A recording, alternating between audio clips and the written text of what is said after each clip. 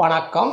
வருகின்ற 20/10/2025 முதல் 8/11/2026 வரையிலான தீபாவளியிலிருந்து அடுத்த தீபாவளி வரையிலான ராசி பலன்களை பார்த்து வருகிறோம். தீபாவளி என்றாலே சிறப்பாக கொண்டாடுவது இந்தியர்கள் மட்டுமல்ல, பிற நாடுகளிலும் கொண்டாடி மகிழ்கிறார்கள். அமெரிக்காவில் சில மாநிலங்களில் அதிகாரப்பூர்வமாக அரசு விடுமுறையை அறிவித்திருக்கிறார்கள். தீபாவளி நாளிலிருந்து தீபாவளி வரை மாத கிரகங்கள் இடப்பெயர்ச்சியாகின்றன. குரு ஜூன் மாதம் 2026 இடப்பெயர்ச்சியாகிறார்.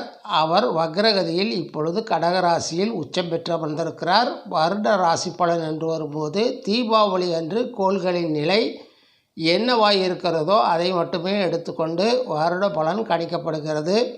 இந்த தீபாவளியானது கன்னி ராசியில் ஹஸ்த நட்சத்திரத்தில் தீபாவளி பிறக்கிறது.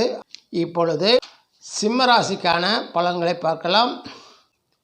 20/10/2025 முதல் 8/11/2026 வரைக்கான ராசி பலனை பார்க்கலாம். அனைவருக்கும் இனிய தீபாவளி நல்வாழ்த்துக்களை தெரிவித்துக் கொள்கிறேன். வாழ்க வளமுடன் நலமுடன்.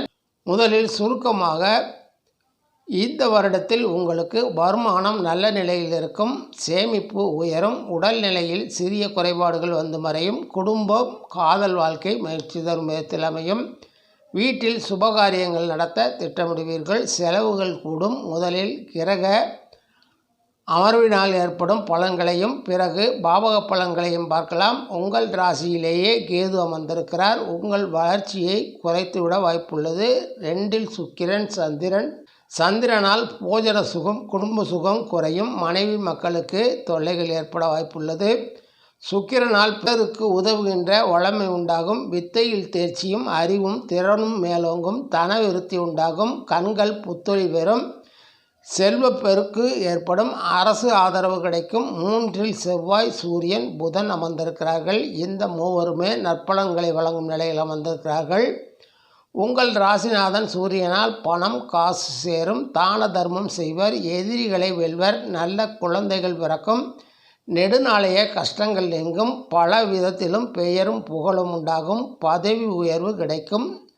செவ்வாயால் எல்லா விதத்திலும் நன்மைகள் உண்டாகும். திருமணம் போன்ற சுப காரியங்கள் நடைபெறும். ஆயுள் விருத்தி சந்ததி விருத்தி உண்டாகும். விவசாயம் வீடு மனை போன்றவற்றால் லாபம் உண்டாகும். ஆடை ஆபரண சேர்க்கை ஏற்படும். கல்வியில் தேர்ச்சி ஏற்படும். சகோதர சகோதரிகள் மூலமாக நன்மைகளை பெறுவீர்கள். எதையும் செய்து முடிக்கும் தன்னம்பிக்கை உண்டாகும். புதனால் எதிரிகளால் பயம் சண்டை சச்சரவுகள் உண்டாகும். உறவினர்களுடன் மனவேற்றுமைகள் ஏற்படக்கூடும். 12ஆம் இடத்து விரய குருவால் இடம் விட்டு இடம்பெயரும் நிலை ஏற்படும். செலவுகள் கூடும். அவற்றை சுப செலவுகளாக மாற்றிக்கொள்ள குரு உதவுவார். வீண் விவாதங்கள் பலருடைய விரோதத்தை சம்பாதித்துக் கொள்வர். அவமானம் வந்து சேரும். நெருங்கிய நண்பர்கள் பெறுவர். 8இல் சனி அஷ்டம சனியாக அமர்ந்திருக்கிறார். ஆனால் அவர் வக்ரகதியில் இருக்கும் குருவின் பார்வையை பெறுவதால் கெடுபலன்கள் குறைந்து நன்மைகள் பெறுவீர்கள்.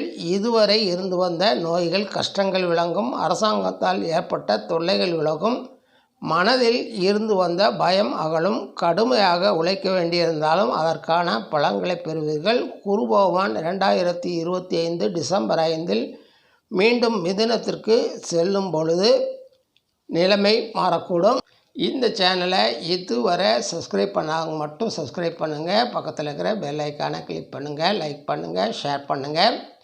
இப்பொழுது பாவக பலன்களை பார்க்கலாம். உங்கள் 11ஆம் வீட்டின் லாபஸ்தான அதிபதி புதன் 3இல் பலவீனமாக அமர்ந்திருக்கிறார். தன விருத்தியும் குடும்ப நன்மைகளும் சற்றே குறையும். அழகை மிகவும் மகிழ்வுடன் ரசிப்பீர்கள். சுவையான உயர் வகை உணவுகளை உண்டு மகிழ்வீர்கள்.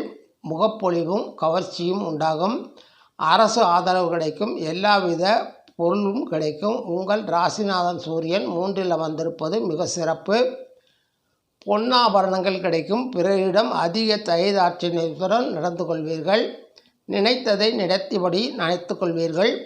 பல வகை முன்னேற்றம் ஏற்படும். புதிய நண்பர்கள் சிலர் ஏற்படுவார்கள்.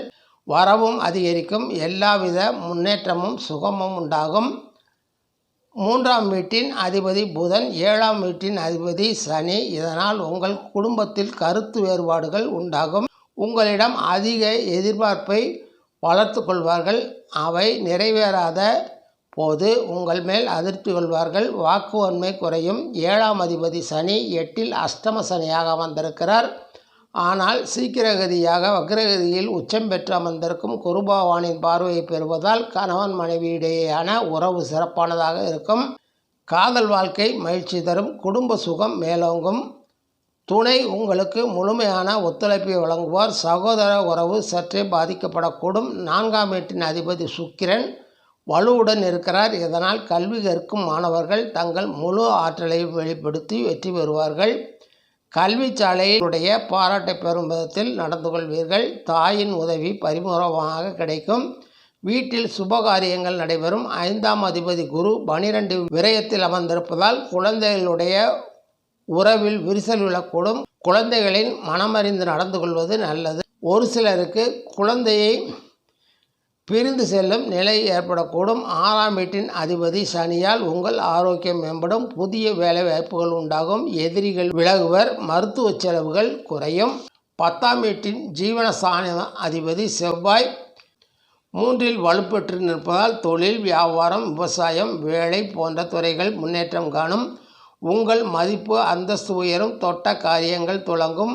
விவசாயம் செய்பவர்களுக்கு விவசாய உற்பத்தி சிறப்பாக இருக்கும். கட்டுப்படியான விலையும் கிடைக்கும் என்பதால் மகிழ்ச்சி அடையலாம். தொழில் வியாபாரத்தில் முன்னேற்றம் ஏற்படும். புதிய ஆர்டர்கள் கிடைக்கும். அதை வெற்றிகரமாக கையாள்வீர்கள். புதிய முதலீடுகளுக்கான முயற்சிகளை மேற்கொள்வீர்கள். புதிய தொழில் துவங்க இது உகந்த காலமல்ல. வேலை உத்தியோகத்தில் இருப்பவர்கள் சிறப்பாக செயல்படுவார்கள். இதனால் பணப்பயன்களை பெறுவார்கள். கலைஞர்கள் திறமையை வெளிப்படுத்தும் அளவுக்கு நல்ல வாய்ப்பு கிடைக்காமல் சிரமப்படுவார்கள். அரசியல்வாதிகள் கடின உழைப்பால் முன்னேற்றத்திற்கு வருவார்கள். மொத்தமாக பார்த்தால் வருவாய் உயரும், செலவுகள் அதிகரிக்கும், ஜீவன தொழில்கள் திருப்தி தரும், ஆரோக்கியம் மேம்படும். இது ஒரு நல்ல தீபாவளி வருடமாகவே அமையும். நன்றி, வணக்கம். மீண்டும் சந்திப்போம்.